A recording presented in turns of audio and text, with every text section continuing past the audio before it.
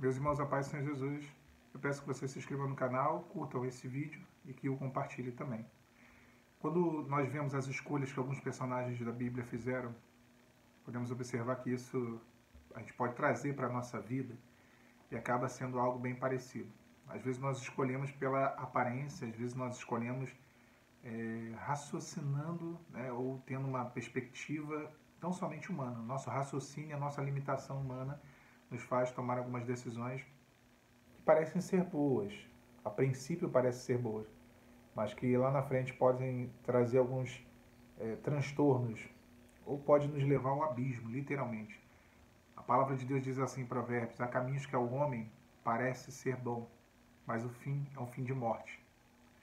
Quando Ló e Abraão eles se separam, né, Abraão tem uma direção de Deus, uma ordem para que ele saísse da sua parentela, saísse da casa de seus pais.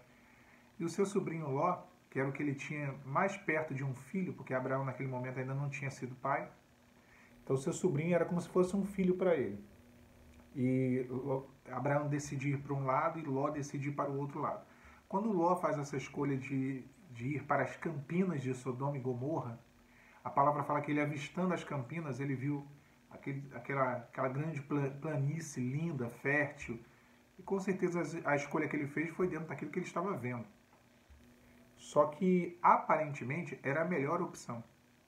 Mas depois nós conhecemos a história, sabemos que as cidades que haviam ali naquela campina bem fértil eram cidades totalmente corrompidas pelo pecado, pela imoralidade sexual. E houve um juízo de Deus sobre aquelas cidades, Sodoma e Gomorra. E Ló estava ali dentro. Dentro daquele contexto, dentro daquela situação, ainda levou a sua família para aquela furada, podemos dizer assim. Então, nós temos essa tendência de escolher por aquilo que vemos, ou escolhemos ou decidimos dentro daquilo que é a nossa perspectiva humana, e não buscamos a Deus, ou buscamos entender de Deus a vontade dele. Eu acho que a gente, quando consulta ao Senhor, nós consultamos ao Senhor, é quando nós dizemos assim: Senhor, vem na minha vida, defina por mim, me direcione, fale comigo acerca dessa decisão que eu quero tomar. E nós não fazemos isso. Eu mesmo vivi grandes experiências consultando a Deus antes de tomar uma decisão, experiências boas, e vivi experiências ruins não consultando a Deus antes de tomar uma decisão. E aí depois lá na frente eu perguntei a mim mesmo, fiquei tentando lembrar, será que eu consultei o Senhor para poder fazer isso? Busquei de Deus uma direção? Orei ao Senhor? Abri a palavra? Não. E aí as coisas aconteceram de uma forma ruim e foi tudo dando errado. Isso acontece quando nós não buscamos de Deus uma direção. Então Ló, ele se vê naquela situação, né? E aqui quando eu falo buscar de Deus uma direção, irmãos, é para tudo. A vontade de Deus é que ele reine, que ele direcione, que ele governe a nossa vida em todas as áreas. Alan, seja específico, então vamos lá. Você vai comprar um imóvel, você consultar a Deus, saber de Deus se é para comprar aquele imóvel ou não. Você vai comprar um veículo, perguntar ao Senhor se é para comprar aquele veículo ou não. Você vai fazer uma viagem, pergunte ao Senhor. Então, essas decisões, às vezes a gente pensa que a gente não tem que dar, né? Que servo é esse que não faz a vontade do seu Senhor? Eu sou uma serva de Deus, eu sou um servo do Senhor, mas você não quer saber o que o seu Senhor vai falar? Qual é a vontade dele? Que servo é esse que não deixa nem o seu Senhor falar e ainda diz que faz a vontade dele? Não faz. Nós erramos muito nisso. Tomamos decisões e depois que as coisas dão errado, a gente fala assim: ah, Senhor, por que o Senhor permitiu isso? É injusto, não é injusto? É claro que Deus deve estar lá no céu dizendo assim: por que você foi tomar essa decisão sem me perguntar? Agora você está perguntando por que eu permiti? A decisão foi sua. Eu permiti que vocês fizessem uma escolha errada. Você fez a escolha agora está aí. Ó, o resultado, o fruto da escolha é isso que você está vivendo. E isso acontece direto. Ló deve ter se perguntado quando ele soube, né, através dos anjos do Senhor, que a cidade seria destruída, a cidade de Sodoma e Gomorra, as duas cidades. Ele deve ter perguntado ao Senhor por que o Senhor permitiu. Você que fez a decisão, você que fez a escolha, quer dizer, a decisão foi sua. Tá? E o anjo vira para ele e fala: ó, tudo quanto tu tens, mulher, filhos, tira dessa cidade, porque nós iremos destruir essa cidade. Irmãos, há um juízo também sobre o mundo. Há um juízo sobre o pecado do mundo. assim como havia um juízo sobre a cidade de Sodoma e Gomorra. E a mesma palavra que o anjo deu a Ló, o Senhor ele nos dá essa palavra. Tudo quanto tu tens, tira desse mundo, porque há um juízo de destruição.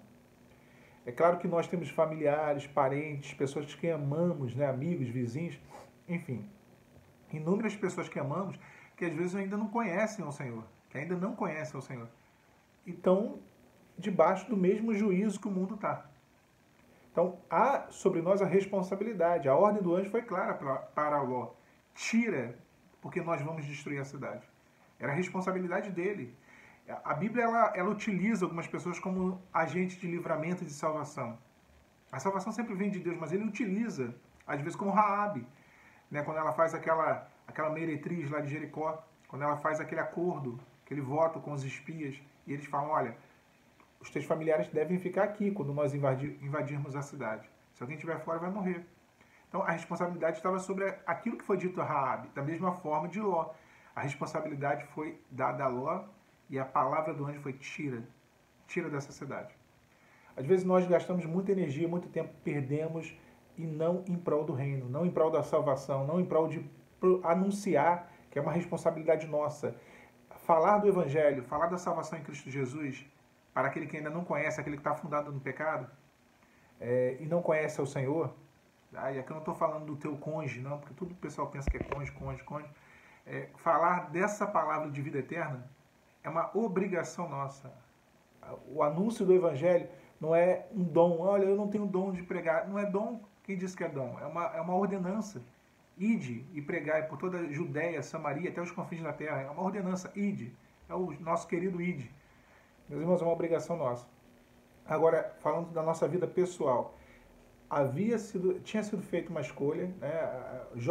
Ló tinha feito uma escolha ruim, é uma escolha que o levou àquela situação de ver a sua família praticamente quase sendo destruída ali por um juízo. E o Senhor operou um livramento. E através desse livramento, Deus, através da intercessão de Abraão, ele envia 2 anjos até aquela cidade. Né? Abraão diz, Senhor, se tiver um justo, o Senhor não socorreria esse justo em meio aos ímpios? Ele envia aqueles 2 anjos e tira, né, aquela família dali. Deus, ele escuta as orações, as intercessões, elas são uma arma poderosíssima quando nós intercedemos por alguém que está numa situação de juízo, está numa situação de destruição.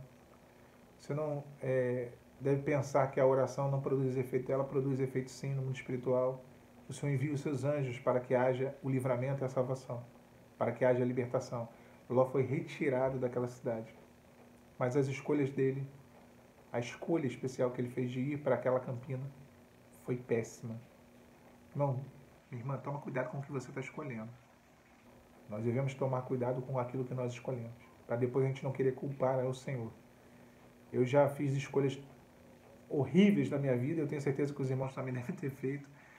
E depois eu quis culpar o Senhor, falar, Senhor, por que o Senhor permitiu isso?